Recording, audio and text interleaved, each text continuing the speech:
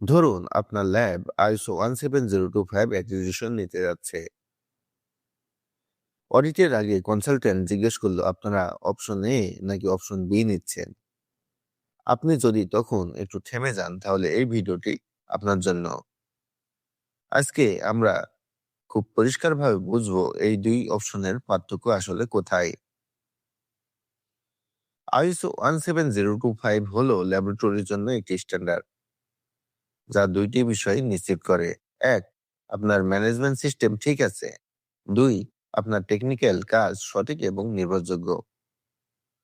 2017 ভার্সনে বলা হয়েছে ম্যানেজমেন্ট সিস্টেম দুই ভাবে মেনটেন করা যায়, অপশন এ, অপশন বি।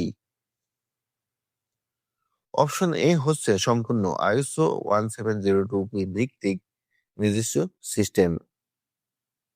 মানে আপনার ল্যাবের সব পলিসি, প্রসিডিউর, ডকুমেন্টেশন ISO 17025 অনুসারে তৈরি হবে। এখানে ISO 9001 ধরে নেওয়া হচ্ছে না। এটা অনেকটা এমন আপনি শুধু ল্যাবের জন্য আলাদা একটি কোয়ালিটি সিস্টেম বানাচ্ছেন। ছোট বা মিডিয়াম ল্যাবের জন্য এটা বেশ সুবিধাজনক, কারণ সিস্টেম ফোকাস এবং সরাসরি ISO 17025 অনুযায়ী সাজানো। অপশন বি তখন আসে যখন আপনার কোম্পানিতে আগে থেকেই ISO 9001 সার্টিফাইড QMS চালু আছে। এক্ষেত্রে ISO 17025 বলছে ঠিক আছে, আপনার ISO 9001 সিস্টেম থাকলে সেটা ব্যবহার করতে পারেন। কিন্তু মনে রাখবেন, ISO 9001 শুধু ম্যানেজমেন্ট সিস্টেম কভার করে।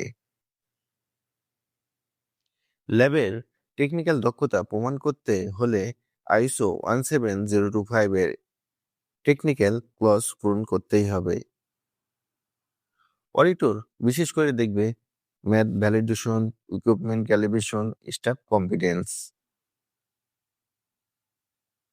এক লাইনে পার্থক্য বললে অপশন এ ISO 17025 অনুযায়ী lab QMS, option B ISO 9001 ভিত্তিক system plus ISO 17025 technical requirement. কিন্তু দুই ক্ষেত্রেই কমন বিষয় একটাই, ল্যাবকে প্রমাণ করতে হবে যে তারা সঠিক ফলাফল দিতে সক্ষম। অর্থাৎ কাগজের সিস্টেম নয়, বাস্তব দক্ষতাই আসল।